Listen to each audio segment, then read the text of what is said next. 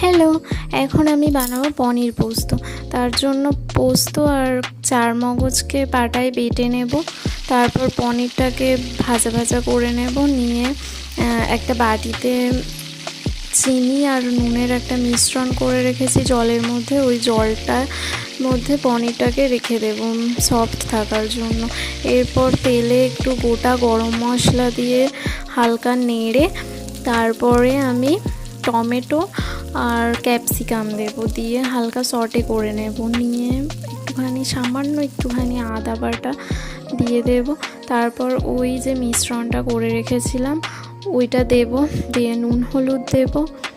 তারপরে একটু কাসুরি মেথি দেব, দিয়ে একটু কষিয়ে নিয়ে তারপর পনির আর ওই যে জলটা ছিল ওটা দিয়ে একটু ঢাকা চাপা দিয়ে 20 মিনিট ফোটালেই হয়ে গেল পনির পোস্ত।